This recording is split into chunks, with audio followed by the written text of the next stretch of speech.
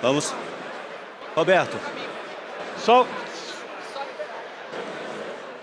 Roberto, te convido já para assumir aqui os trabalhos.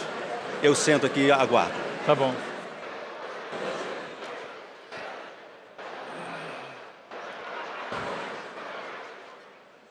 Por gentileza, vamos nos acomodar. Roberto, palavra com você. Bom, gente, muito obrigado. Estão todos me escutando? Ok. Esse é um momento muito importante. Queria agradecer ao convite, agradecer a Febraban, agradecer a todos os CEOs de banco, todo mundo que tem ajudado nesse projeto. Achei aqui o ambiente muito legal, já vi aqui os diversos stands, tem gente jogando basquete lá atrás, então está bastante animado. Eu quero fazer uma coisa bastante interativa aqui.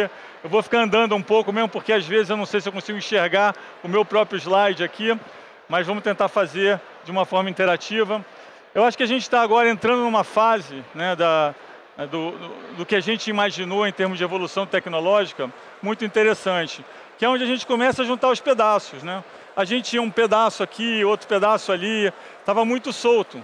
E as pessoas diziam, não, tem o Pix, não, tem o Open Finance, não, tem o PL cambial, né, para melhorar, para ajustar a forma de você fazer um câmbio. Não, tem a CBDC. O que eu quero mostrar hoje aqui é que é tudo a mesma coisa. Tudo está integrado no mesmo projeto. São coisas que nasceram muito separadas, mas que vão terminar juntas. E aí eu quero mostrar no final, dar um tease. Já peço perdão pelos termos em inglês que eu vou usar, faz parte dessa agenda de tecnologia, mas no final eu vou dar um tease de como que a gente vê esse mundo se integrando, tá? Então, eu vou começar. E acho que a primeira pergunta é o que está acontecendo no mundo digital, né? Acho que todo mundo se pergunta o que está acontecendo no mundo digital.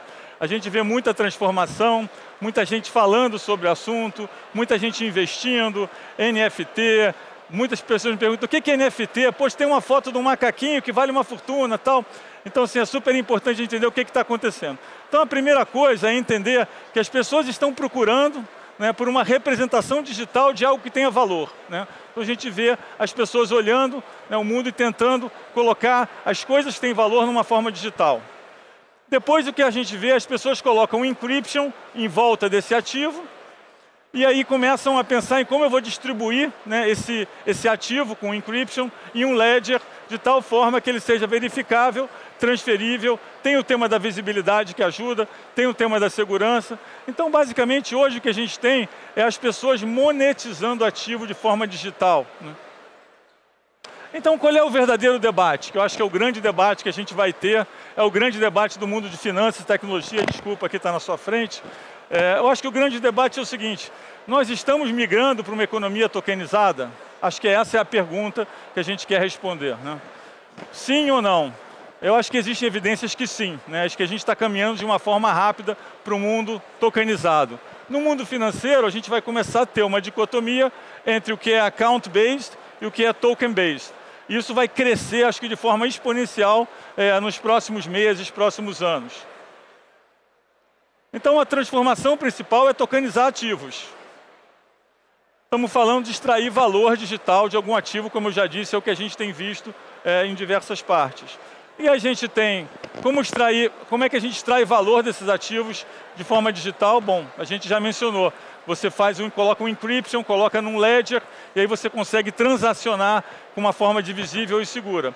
E a gente está falando de arte, de foto, propriedades, ideias e até dinheiro. No final das contas, quando a gente olha a criptomoeda, é uma forma de colocar um ativo no mundo digital. Do mesmo jeito que o NFT cumpre a sua função e do mesmo jeito que a gente tem tantos processos digitais. Então, a gente conclui, termina um pouco aqui essa parte, dizendo, bom, a gente está monetizando até o que é virtual. A gente tem várias empresas que fazem construção de ativos no mundo virtual, no metaverso. Tem empresa que hoje a única coisa que eles fazem é construir, vamos dizer assim, edificações virtuais. Então, a gente está caminhando para esse mundo virtual, onde a gente extrai valor.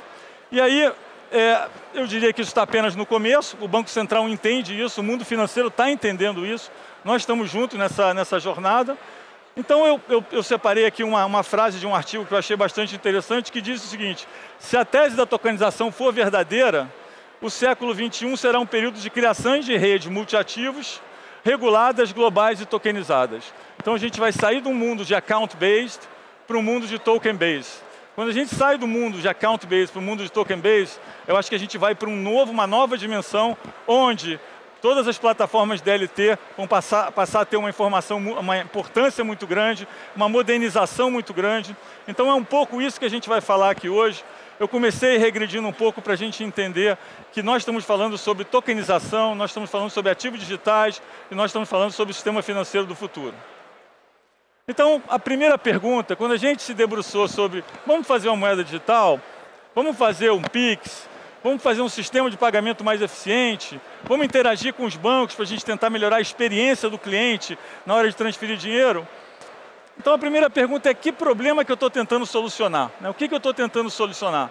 E eu me lembro que nesse tempo eu fiz umas viagens, andei pela Califórnia conversando com os gamers, que eram os jovens que estavam começando a fazer esse tipo de transferência. E tinha algumas pesquisas na época, né, que perguntavam, mas o que você espera do meio de pagamento? Então, basicamente, as pessoas esperam que seja seguro, rápido, barato, aberto, transparente. E aí vem a última parte mais difícil, que é integrado. Ou seja, eu quero que tudo isso esteja integrado no meu ecossistema. Então, agora nós temos um sistema de pagamento Pix, que ele cumpre, né, essas funções. E aí as perguntas a pergunta que eu recebo sempre é, mas se você já tem o Pix funcionando, para que evoluir mais nisso? Né? Você já atingiu os seus quesitos. Né? Então, se você precisa ter uma moeda digital para ter um sistema de pagamento instantâneo que funcione, você já tem. Então a gente fica se perguntando por que a próxima evolução? E na verdade o que a gente aprende é que o período de construção da tecnologia é onde você acha a resposta de por que você está percorrendo aquele caminho. Então a gente também não tem fragmentação, lembrando que na China e em alguns outros lugares, os pagamentos instantâneos foram desenhados para evitar a fragmentação que existia. Né? E as moedas digitais, na China um exemplo, foi feita em parte para evitar essa fragmentação. Nós não temos esse problema. Então o que a gente pensou? A gente pensou que o sistema tem que ser programável, e aí a gente olhou os sistemas parecidos com o Pix que existiam. O Aadhaar é um bom sistema que tem na Índia, mas o Aadhaar nasceu com a ideia de ser um sistema de identidade digital para os indianos. Então ele não é programável. O sistema não sendo programável, ele gera um monte de problemas quando a gente pensa num trilho programável, com tokenização, com vários ativos fluindos, de mudar de account-based para token-based, para você ter token de ativo e passivo. Então, assim, de fato, a gente pensou que a gente tem que percorrer essa trilha, mas precisa ser programável. Depois, a gente pensou, bom, parte dos bancos centrais estão falando em construir uma CBDC, porque eles acham que hoje o mundo não tem um sistema de pagamento transfronteiriço que seja eficiente. Né? E aí eu fico pensando, se essa for a única função de uma moeda digital, ou seja, uma moeda wholesale, ou seja, uma moeda que não é varejo, que cumpre essa função, eu acho que tem muito mais do que isso numa moeda digital. Então, esse também não foi a nossa motivação. Oferecer custódia integrada também, né, a gente tem no Brasil uma custódia bastante integrada. Permitir a incorporação de protocolos de DeFi. Esse é um tema que nós nos debruçamos muito e que parecia muito importante você ter essa junção. E depois a gente vai mergulhar um pouquinho no que é DeFi e como é que a gente cumpre essa função com o que a gente está fazendo. Né? Então o objetivo é conectar tudo, né, em um formato de carteira digital. A gente começa a ver de novo as peças se encaixando. A gente tem pagamentos, Open Finance, monetização de dados. A gente vê que a gente tem uma trilha comum que foi construída com o Pix, que pode ser programável, né? E eu vou falar um pouco sobre isso. É importante que os protocolos sejam abertos. Hoje eu não vou tentar não entrar numa parte muito técnica, mas hoje a gente tem uma especialização de protocolos, que inclusive está estudando como aumentar a escalabilidade, porque um dos problemas da DLT é que não é muito escalável, né? Então a gente vai para um novo sistema interoperável. Aí a gente começa a juntar tudo. Estou falando de não só pagamentos, estamos falando de depósito tokenizado, Open Finance, monetização de dados, stablecoin, tudo numa trilha única. Lembrando que aqui eu já estou dando um teaser de como é que vai ser a nossa moeda digital, porque a nossa moeda digital vai ser um depósito tokenizado. Então eu volto para essa é uma figura que eu coloquei no começo da agenda digital. Eu tinha essa figura aqui de cima, né? Que eu falava assim, não, em alguma hora a gente vai ter uma convergência, né? A gente via todas essas big techs correndo para ter uma convergência entre texto, pagamento e conteúdo. a gente via, né, o Facebook querendo fazer pagamento, o Google querendo fazer chat. Então a gente entendia que estava tendo uma corrida para essa convergência. Eu sempre achei que a corrida para essa convergência era uma corrida de dados e uma corrida de ser o canal, né? Porque no final das contas, não é razoável imaginar que daqui a, sei lá, 3, 4 anos as pessoas vão ter 5 apps de 5 bancos no celular e vai abrir um por um. A gente vai ter isso de forma integrada, já está acontecendo, vai acelerar. Então eu sempre achei que esse pessoal estava buscando ser o canal de entrada nesse sistema financeiro. Mas eu vejo hoje, né, que várias oportunidades que poderiam ter sido usadas não foram. Acho que eles foram muito mais para o tema de inovação financeira com uso de nuvem. E a gente continua, né, trilhando esse caminho. Então a gente pensa, bom, qual é o próximo passo? Bom, a gente tem o Pix, a gente tem o Open Finance, tem a inovação da moeda e a gente vai chegando na moeda digital. E agora eu vou elaborar um pouco mais sobre a agenda, mas depois a gente vai, né, falar um pouco mais sobre o todo. Mas acho que o Pix todo mundo conhece, eu não vou gastar muito tempo. É um sistema que, de novo, foi construído, né, com todas as mãos que estão aqui, todo o sistema financeiro. Os bancos ajudaram muito, botaram propaganda bonita, fizeram um marketing muito bom. Eu acho que é um ganho que a gente tem para a sociedade. Eu quero já dizer que não é verdade que os bancos perdem dinheiro com Pix. Inclusive, a gente, né, deve, em algum momento, soltar algum tipo de estudo mostrando isso. Você tem uma perda de receita em transferência, mas, por outro lado, novas contas são abertas, novos modelos de negócio são gerados, você retira dinheiro de circulação, que é um custo enorme para o banco, você aumenta a transação, então o transacional aumenta. Então, assim, é importante entender que, na nossa visão, nunca é sobre quem está perdendo e quem está ganhando. O objetivo não é tirar dinheiro de ninguém. O objetivo é que os bancos sejam, talvez, um pedaço menor de uma torta muito maior. E é isso que a gente está vendo acontecer no sistema financeiro. A gente quer bancarizar, a gente quer competição com inclusão. Então não é sobre estar ganhando ou estar perdendo. Todo mundo está ganhando, né? Desculpa aqui ter me alongado nisso. Então, sobre o Pix, a gente vê aí um crescimento grande, né? A gente bate recorde atrás de recorde. Sexta-feira passada nós batemos um novo recorde. A gente iniciou alguns novos produtos no Pix. O Pix Saque, o Pix Troco, que está crescendo até de forma lenta. A gente gostaria que crescesse mais. A gente precisa estimular esse produto. Ele é muito bom para o comerciante do interior. No nosso brainstorm aqui do último final de semana com os diretores do Banco Central, nós falamos muito sobre isso, como melhorar esse sistema, né? Então a gente tem uma agenda evolutiva do Pix bastante importante, né, com débito, com liquidação não prioritária, Pix cobrança. A gente tem alguns produtos que já estão na esteira. Na parte internacional, eu tenho falado com o Banco Central da Colômbia, o presidente do Banco Central da Colômbia. Ele quer fazer um sistema exatamente igual ao Pix, está vindo aqui, falou, você me dá as instruções, a gente vai fazer exatamente igual. Então a gente já está internacionalizando mais. Eu acho que a gente consegue internacionalizar o Pix na América Latina de uma forma relativamente rápida. Eu acho que vai ajudar, né, e muitos dos bancos brasileiros têm filiais, né, na América Latina, então a gente acha que vai ajudar bastante isso. A gente tem uma parte de Pix garantido com crédito. A trilha do Pix começa a ser usado para crédito. É uma forma dos bancos fazerem crédito mais barato. A gente vai ver uma evolução natural nesse sistema. Quando a gente olha os produtos em operação e o que é necessário fazer, a gente começou com a remuneração da conta PI, lembrando que a gente tem uma janela onde o dinheiro fica parado. É importante gerar eficiência no custo de oportunidade para que os bancos possam se engajar mais. De novo, a gente faz isso, né, com todas as mãos. É um sistema que foi desenhado com todo mundo. Bom, falar um pouco do Open Finance, né? De novo, eu estou falando um pouco das pecinhas, depois a gente vai ver como é que elas se encaixam no fim, né? Então, o Open Finance, uma implementação gradual. A gente já falou um pouco dos objetivos do Open Finance.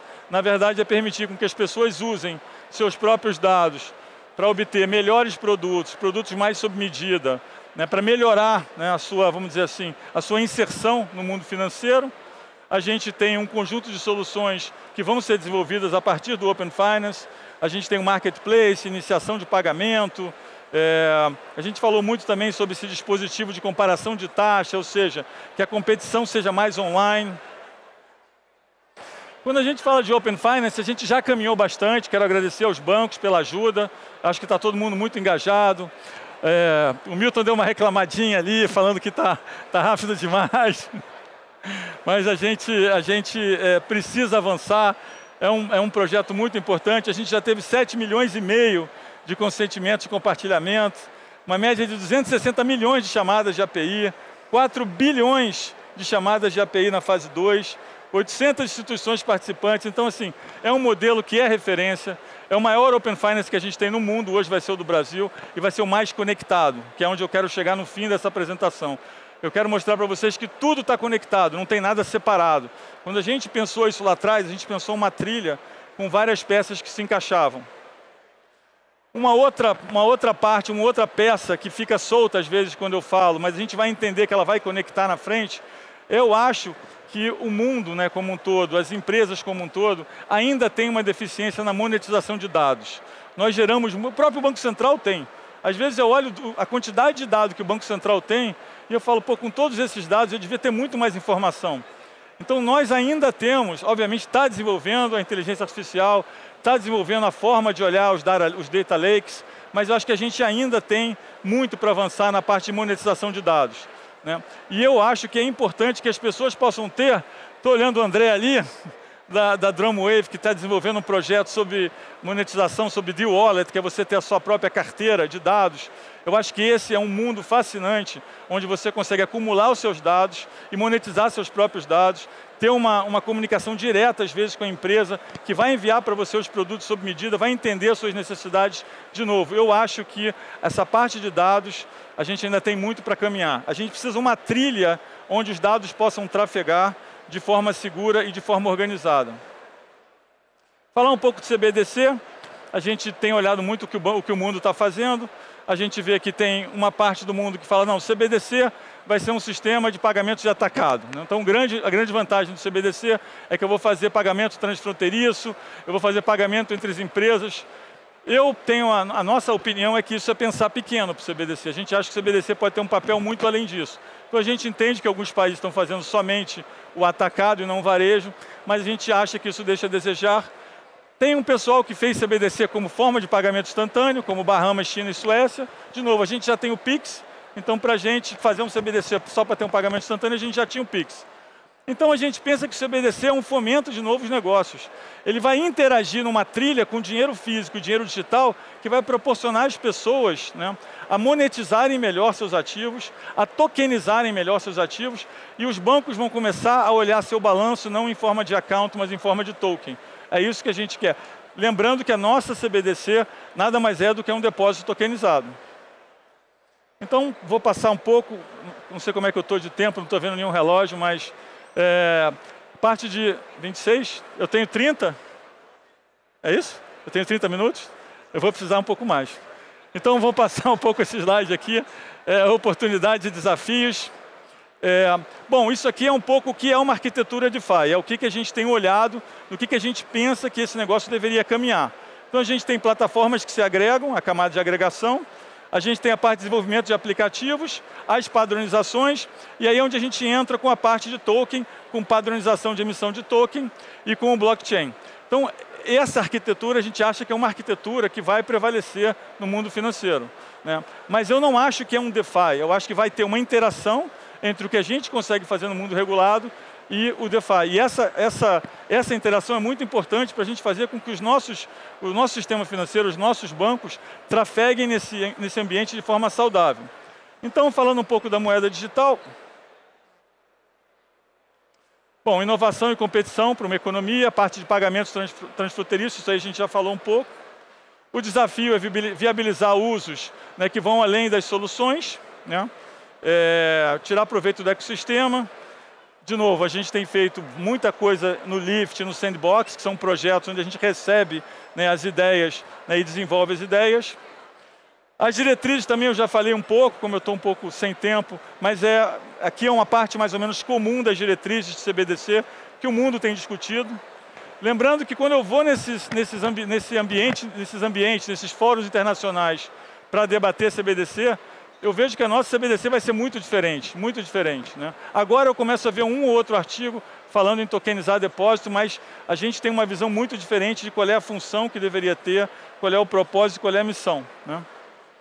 Então, o Brasil vai seguir um caminho diferente, né? Hoje, o debate nos bancos centrais é um pouco como é que a gente faz isso de forma centralizada no mundo. Lembrando que se eu tiver uma CBDC em DLT e um outro banco central tiver uma CBDC de liquidação centralizada, nunca vai ser mais eficiente que uma cripto, nunca. É impossível você fazer um merge, fazer uma junção de uma coisa que é DLT com uma coisa que é liquidação centralizada de forma eficiente. De novo, eu não quero entrar muito na parte técnica, mas tecnicamente é muito desafiador, vai ser mais lento, vai gerar mais problema. Então a gente hoje tem um mundo que não está sincronizado. Cada um faz a CBDC de um jeito, né? E a gente entende que a gente tem a nossa forma de fazer, a gente vai nos fóruns internacionais e argumenta, mas eu tenho visto, por exemplo, alguns países falar em fazer de forma centralizada, né? Então a gente pensa, bom, mas quem deveria centralizar, um dos debates internacionais é quem deveria centralizar esse esforço. Quando eu sento na mesa com outros bancos centrais, eu falo, bom, isso não tá bem feito, né? A gente não está coordenando isso, cada um tem uma ideia diferente. Então quem é o responsável pela proteção de dados? Como evitar a corrosão dos balanços de banco?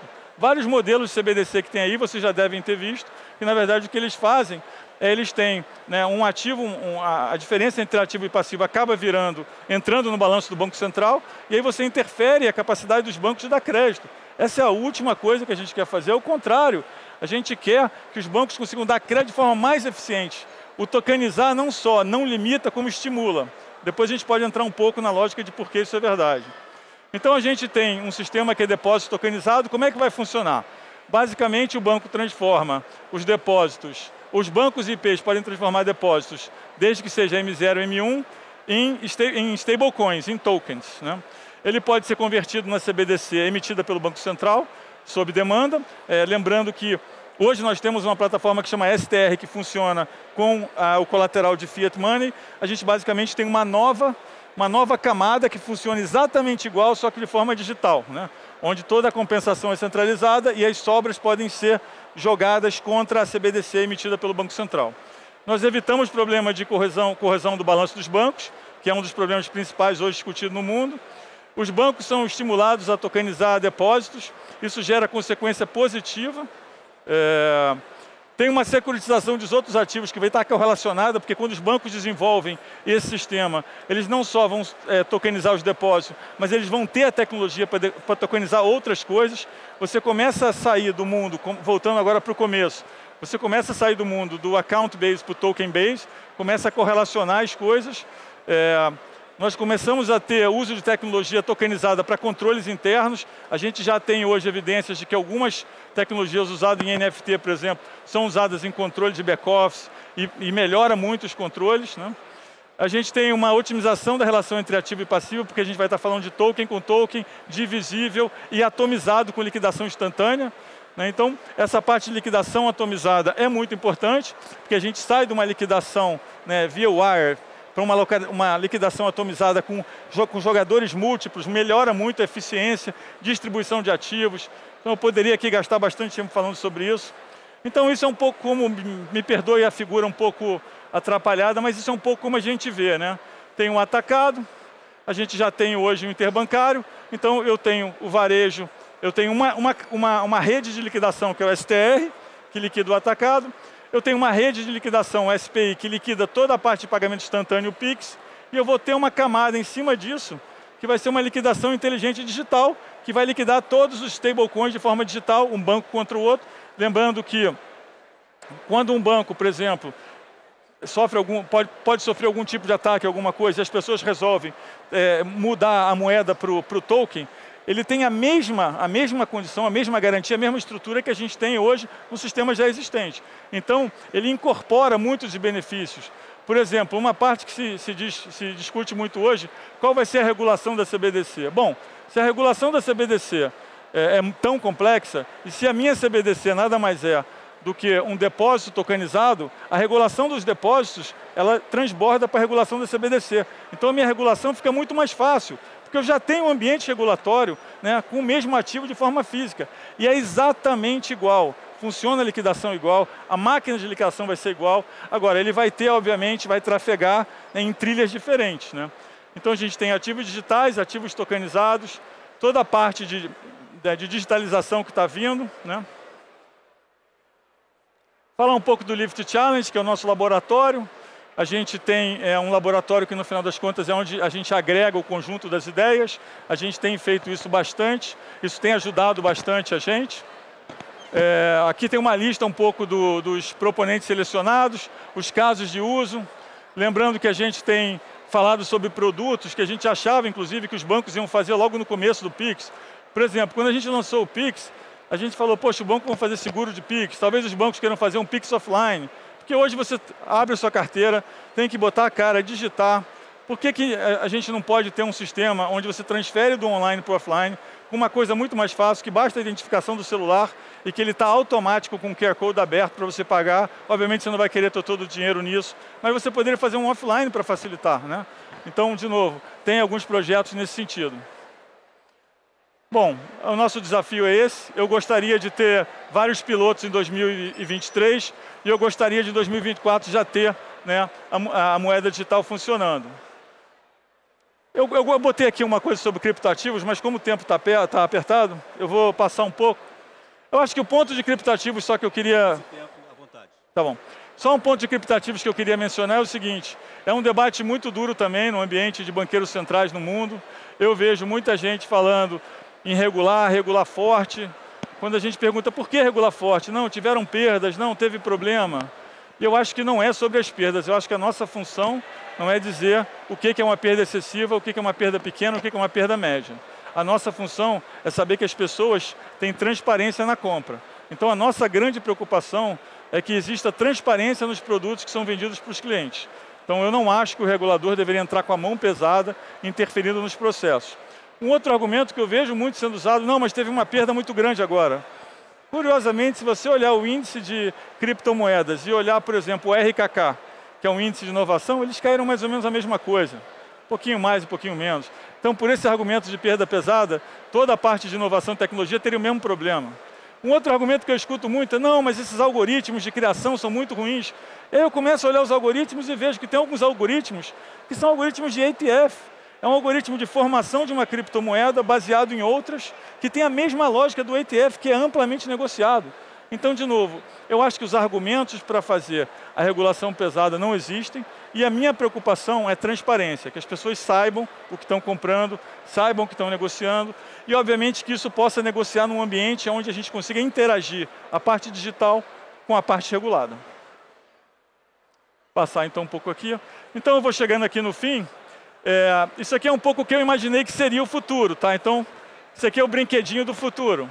Eu imaginei que alguma hora alguém vai abrir o celular e vai ter um aplicativo assim. Você vai ter um lugar onde vai centralizar todas as suas contas. Você vai ter os bancos todos ali. Lembrando que a gente já tem o Open Finance e que isso já é possível. Você vai ter os produtos que você quer fazer. Se você quiser fazer um Pix, você vai apertar Pix. E aí você vai decidir, quero fazer crédito ou quero fazer débito? Crédito ou débito? Se for crédito, muito provavelmente você vai saber a taxa que você vai pegar, porque já vai ter condições dos bancos oferecerem as taxas. Você pode fazer investimentos também. E se você quiser, você pode comprar uma criptomoeda. E você vai ter uma carteira digital embaixo que vai estar acoplada com a sua carteira física. Então, no final das contas, você vai ter um agregador, onde você vai conseguir fazer os seus negócios, você vai ter uma trilha do dinheiro digital, uma trilha do dinheiro físico junto. Lembrando que na carteira digital você vai ter o stablecoin emitido pelos bancos, convivendo com outros stablecoins e com outros ativos digitais, e que as pessoas vão poder fazer isso de forma interativa. Lembrando que o ideal seria que as pessoas conseguissem enxergar tudo, e isso vai acontecer, porque o Open Finance vai dar o poder de agregar. Você vai poder ver toda a sua posição consolidada, então se você tem pagamentos de crédito em 3 bancos, você vai ver como se fosse, vamos dizer assim, o seu cronograma financeiro. No final das contas, eu acho que o objetivo é... A gente tem um produto para corporate banking, um produto na parte quem está aqui em Investment Bank conhece bem, que chama Cash Management. Por que a gente não pode ter um Cash Management pessoa física automático, com várias trilhas digital e analógica? Então, assim, eu vou terminar falando um pouco sobre isso, lembrando que eu também coloquei um offline ali como uma provocação, porque, obviamente, você pode ter o offline conectado. As pessoas vão querer ter a simplicidade de ter o dinheiro offline, mesmo porque tem lugares que você não consegue, né, ter o sinal ou coisas assim, obviamente em menores volumes. Mas a gente fez essa provocação aqui um pouco entendendo que nós temos instrumentos, todas as pecinhas se encaixam, e como é que elas se encaixam? Elas se encaixam aqui. Então eu deixo vocês com essa figurinha aqui, é uma coisa imaginária, mas eu acho que é onde o sistema financeiro está indo, vai gerar competição, vai gerar eficiência, novos negócios, novos entrantes. Os bancos que já existem têm ajudado muito, vão crescer, vão ter muitos novos produtos financeiros para serem negociados. Você vai ter uma parte de investimento muito mais diversificada e atomizada. Você vai ter a capacidade de levantar capital muito mais fácil. Então eu deixo aqui com a provocação. Termino, muito obrigado.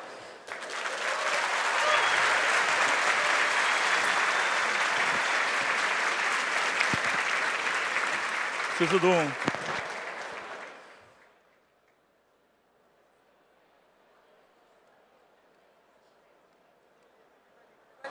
Ah, eu tinha colocado aqui na mesa.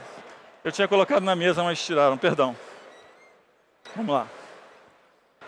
Roberto, essa tua palestra tão detalhada, tão rica de informação, eu não sei nem o que perguntar mais para você.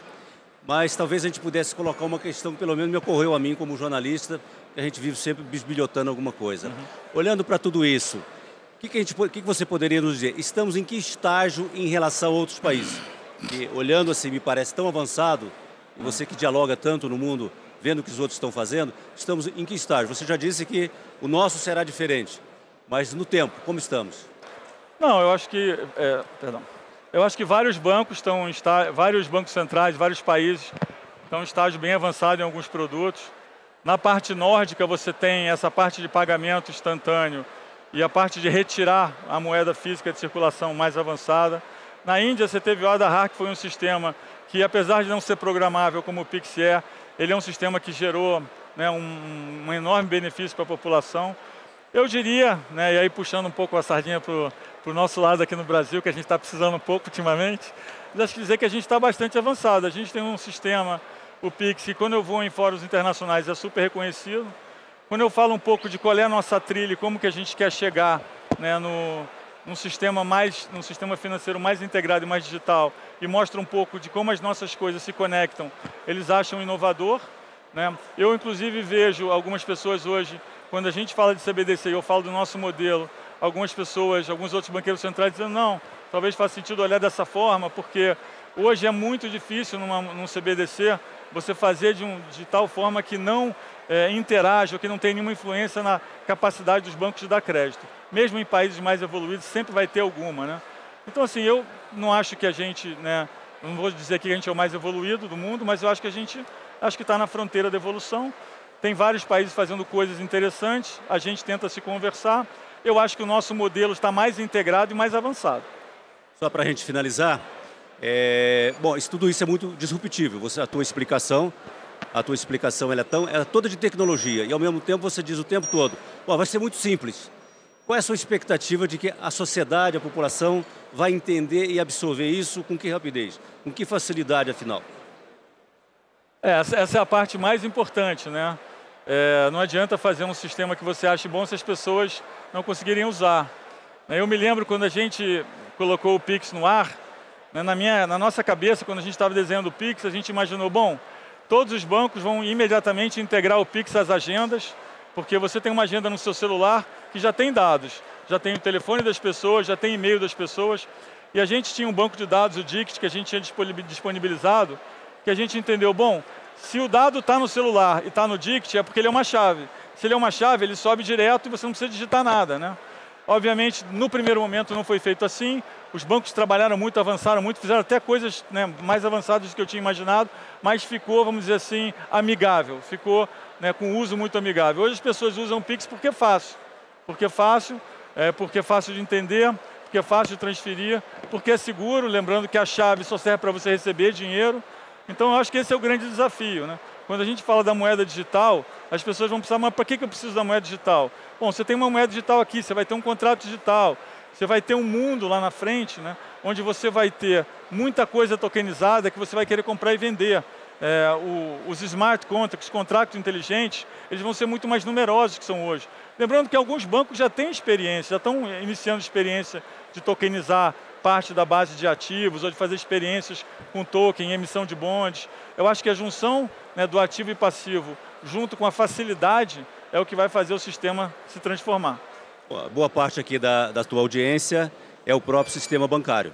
Então, com uma palavra final, eu gostaria que você dissesse o que você espera. Como é que está sendo a sua experiência para a implantação dessas mudanças todas? Não, acho que o sistema bancário tem ajudado em tudo, né? A gente tem, obviamente, uns debates assim sobre o timing das coisas. Obviamente, o banco grande que tem um sistema legado precisa fazer uma transformação maior. Aí os bancos pequenos, não, tem que acelerar mais. A gente entende, né, como funciona o sistema. Eu vim desse mundo, fiquei muitos anos nesse mundo, conheço muitas pessoas. Acho que foi uma evolução, a gente não teria feito sem os bancos, né? Alguns outros banqueiros centrais falam, como é que você fez o Pix? Eu nunca conseguiria fazer, os bancos nunca iam colaborar. Eu disse, pois é, mas no Brasil eles colaboraram e por isso que a gente tem o Pix, né? Então eu acho que é importante dizer que foi uma colaboração. Os bancos entenderam que no final é um modelo onde ganha-ganha, todo mundo vai ganhar mais. Você vai perder de um lado, vai gerar novos negócios, vai gerar inclusão financeira, novas contas, menos dinheiro de circulação, menos custo, mais automação. Então eu espero conseguir vender, né, essa noção de que no final o importante é a torta crescer. Todos vão estar melhor, você vai ter mais oportunidades, mais segmentação, mais empresas. Tem muita gente aqui que eu conheço que está desenvolvendo pequenas empresas que vão ser segmentos desse novo mercado digital. Então eu espero que a gente consiga entender que no final das contas a evolução, ela traz benefício para o cliente, traz benefício para a empresa e no final das contas o que a gente pensa sempre no Banco Central é como é que eu posso fazer a vida das pessoas ficar melhor. Roberto, muito obrigado por você. Muito obrigado a vocês.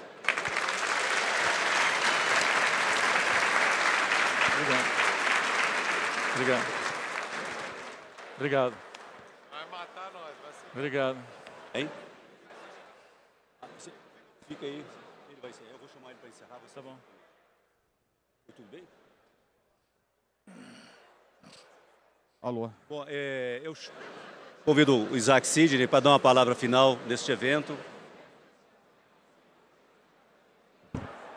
Bom, é hora de agradecer por tudo que aconteceu aqui no FebraBanTech. Eu sei que todos já estamos nos deslocando. Eu quero agradecer à equipe, aos senhores que estão aqui presentes, ao Lazare, que é presidente do nosso conselho, os demais também que estão presentes, o Mário, o Salute, o Fábio, o Milton, e a você, Roberto, pela gentileza de ter atendido ao nosso convite.